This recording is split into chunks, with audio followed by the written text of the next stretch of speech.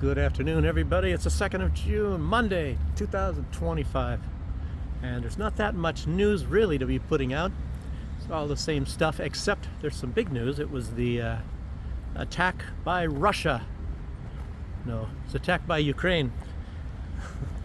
This time a military attack. It's not on civilians. But anyway, it was a military attack. I guess they launched it against, I think, 5 military bases. In Russia, small, airfields. And it's very strange because I just also saw they are having drills right now, a lot of these NATO drills in Eastern Europe, I guess around Poland and whatnot, and it's identical. It looks like they are practicing on attacking Russian airfields. NATO.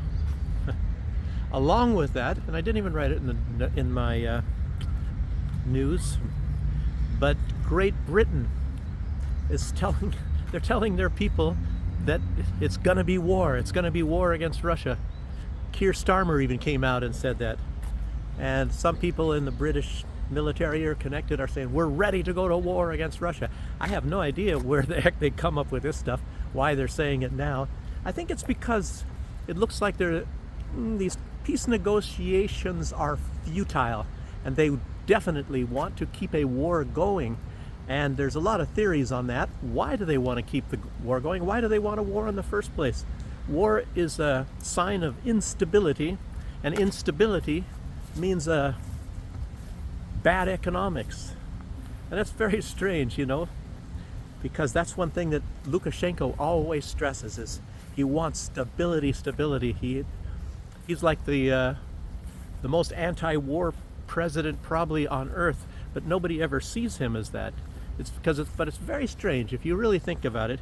He's been in there, I don't know, was it about 30 years? Never been a war, but yet they give these Nobel Peace Prizes to leaders that take their countries to war. It doesn't make any sense to me. Or at least they're bombing people and all that. Lukashenko's never bombed anybody. It's a really strange thing.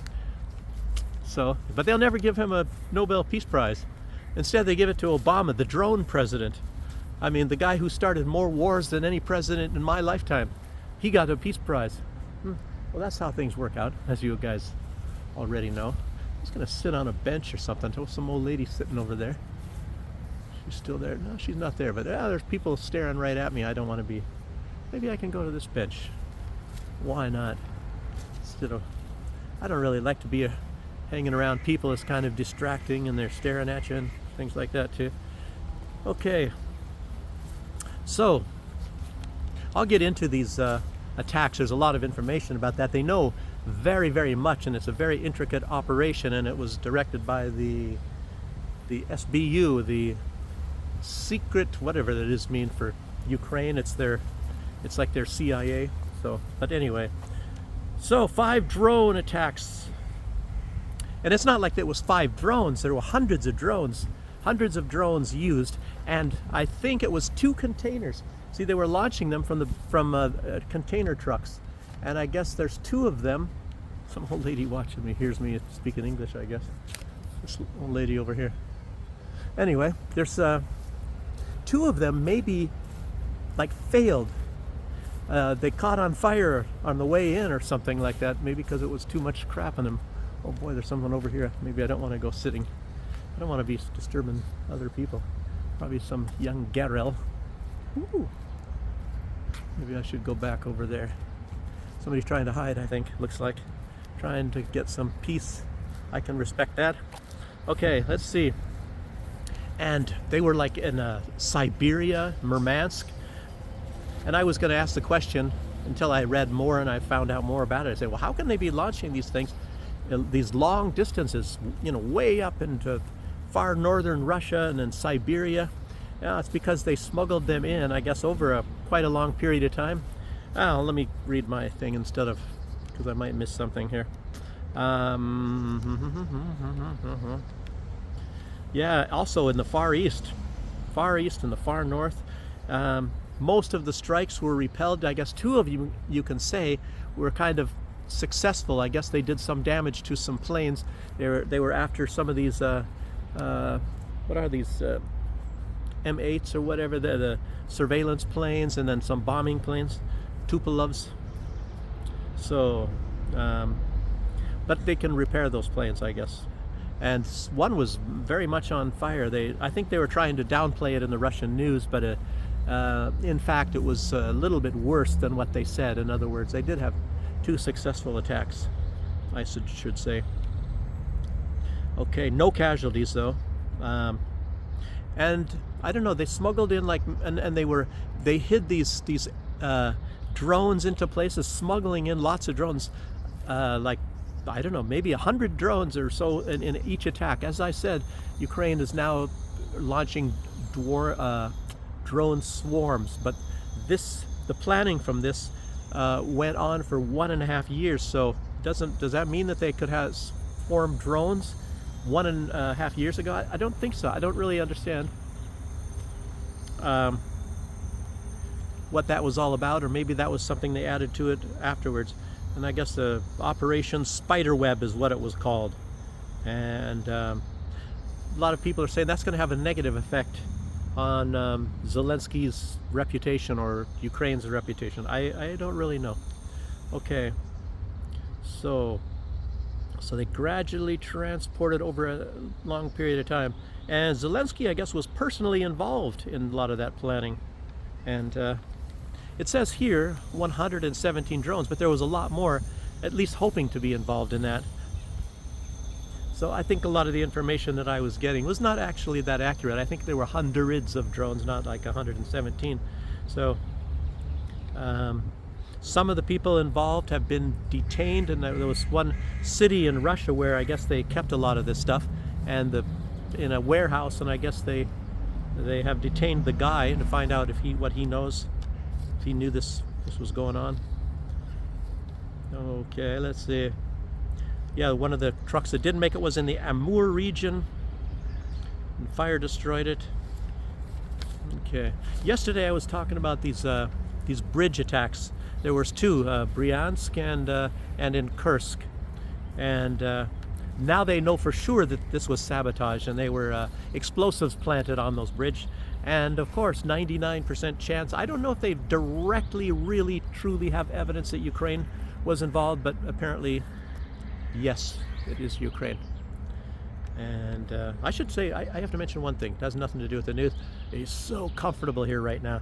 The temperature is absolutely perfect. It's not cold and it's not hot. It's just perfect. Whatever the temperature is, I hope it stays like this. So, okay. So let's see. Well, anyway, it was a little bit more, I guess. And the one that the guide driver and the 2 assistants were injured in one of these train things here. Okay. And I titled a video just a couple days ago. I said peace is not going to happen, and it turns out, I like to say, oh, people are watching my videos, but it turns out it's like the same conclusion has been reached by, for example, Scott Ritter and Florian Philpott. He's the leader of the opposition in France. So they said that about the same thing in their own different ways. Scott Ritter, he's reminding us that it is a proxy war.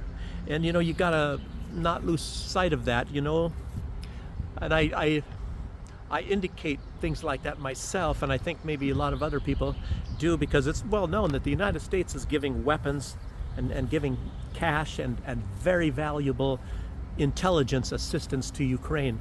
They're helping them pinpoint Russian positions, and you cannot say that the United States is not involved in this. So they're definitely involved in this. And like I said, I just mentioned the 100 Patriot systems that are on their way, if they're not already there. It's not from directly the United States, but I think from Germany and other places within Europe. I guess it's American equipment, and they're sending it there.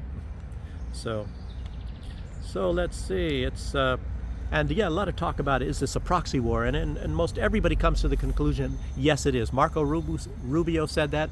Keith Kellogg just said that He just said, "Oh, and I see now they can say that it is a proxy war." Well, it certainly is a proxy war, and the United States is involved with it. Of course, it is. It is mostly Europe, and it's an undeniable fact. And you can even get down to these peace negotiations right now. Today, before they started, you know, the Ukraine side and the Russian side. I don't know if they're having mediators, besides maybe Turkey. I have no idea. But of course, the Ukrainian side had to meet with the European delegation right before going into this. So in other words, they're getting their marching orders, their instructions, and of course they're puppets. It's really strange because you in a very general way, still Europe, I mean more so under Biden, but even under Trump, Europe are Putin's puppets of the United States, and Ukraine is a puppet of a puppet. So they're the puppet of the puppets of the United States. Kind of interesting there. So, and Ukraine is, you know, you would think that maybe some of these European states, they're definitely not, they're not sovereign. They're not sovereign, for example, like Belarus or Russia or China or Iran or India. Those are sovereign states. But the like Germany, France, they're beholden to the United States in so many different ways.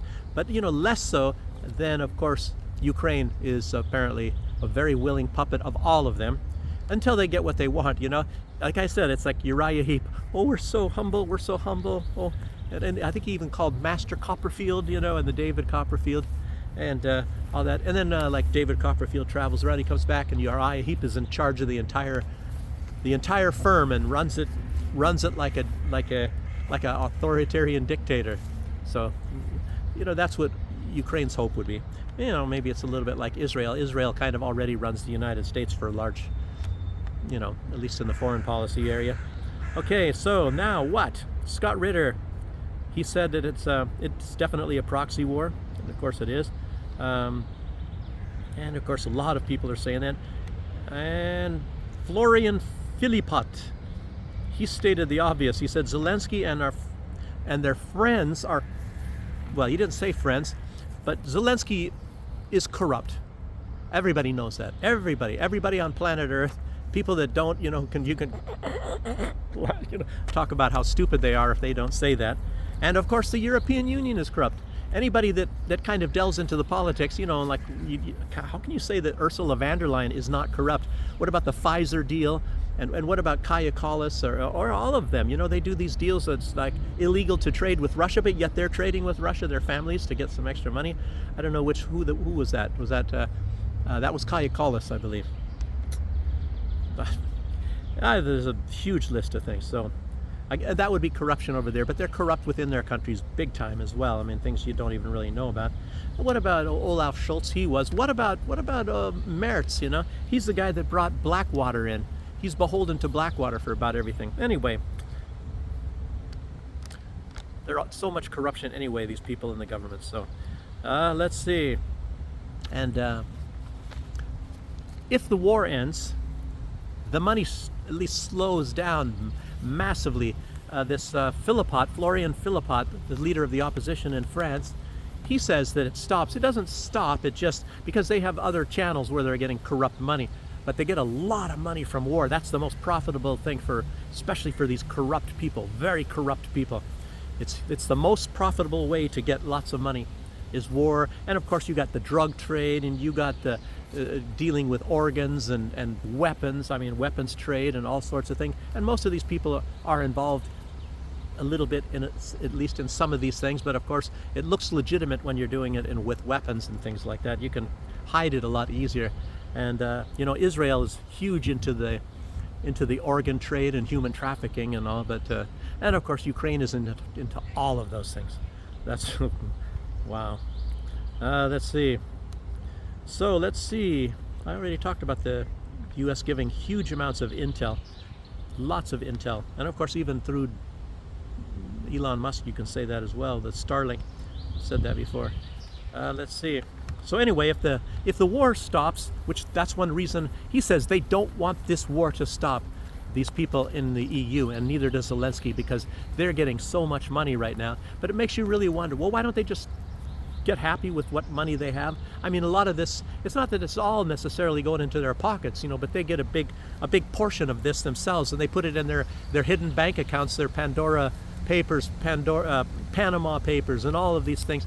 I mean, when you guys saw that, they have these hidden bank accounts, and I didn't meet one. I got an email address from one guy. Kind of told me secretly. I think I told you guys about it, because this guy, he was into very, very high-end items, things that are like $1 million. And I don't want to say who it is. You might be watching my channel, but you know, there are these people, and this guy was just a broker who's very rich himself, obviously, but he's a broker for these rich people, and being able to hide their money and stuff. So I know for 100% fact that these people exist. I mean, and this corruption, like what's his name, Cameron was caught on one of them. He was one of, I don't know how they found out about the Panama Papers when they exposed a whole bunch of celebrities and politicians and rich people that they had millions and millions, maybe billions hidden away. I think Panama Papers, that was the smaller one. And then I think then they came the Pandora Papers. But there's actually a few more of these things, and there's probably some that we don't even know about. They said there were 3 firms that they knew about at that time, you know, but I tell you what, there's probably a lot more. The other ones are just a lot better because they're kept secret. Okay, let's see. Philipot said, yeah, these people, they don't want their deep state to end. And then you got to think of, like George Soros, if he gets the U.S. aid cut off, which maybe he has for the most part. Maybe Europe is paying for a lot of that stuff already. They said they're going to take over the payments. I think it was starting off, I think it was just like 50 million. I don't exactly remember, for their first payment for keeping US aid alive, because that's their way of corruption. But maybe that's to keep the channels open, and then they can do that with selling weapon sales and all the other corruption what they do. But it's the deep state anyway. So as the peace talks are starting today, like I said, Ukraine had to meet with their masters. And as I'm saying, there's not going to be peace. For one thing, the two sides are too far apart. Ukraine wants something different than what Russia wants. Russia wants to get rid of all these conditions that caused the war. And Ukraine doesn't want to. They don't want to get rid of Nazism, because that's what their deal is. And Ukraine, of course, if Zelensky gets out and he signs any kind of a deal where these territories go over towards Russia, but you know, I would think he can just tell, okay guys, we'll trick them, we'll say we're going to do it. But he said that they're never going to stop trying to get these territories back, and of course including the Crimea and all this, that these territories that were Russian for hundreds of years, and they were only part of Ukraine administratively when Ukraine was a part of Russia for the most part. They were administratively part of the region of Ukraine for just a short period of time, like 1954 up until 2014, the Crimea. And when was, I think it was 1917 or 1918, I don't exactly know. Maybe it was even after that. It may even be, let's see, 1923, when the Donbass went over to Ukraine. Nobody cared because Ukraine was part of Russia, basically. You know, it was a region. I mean, even though they had their own name, but you know, the area called Ukraine. But like I said, the first Russians were the people from Kiev. That's who they called Russians, were people that were living in the empire of Kiev. So anyway, that's about it. So it's a short video. Maybe it'll upload a lot faster. Said it's a nice day. And thanks for joining me. And you guys saw I had a flight yesterday. It was nice. I don't know when the next ones are going to be. I don't think we went over the archaeological area, but we went over the Stalin line. But you know, you'd have to get a little bit closer. It's kind of difficult, depending on which angle the plane is at, to see, you know, the tanks and all that sort of thing. So anyway, thanks for joining me, and I'll see you guys on the next one. Bye bye.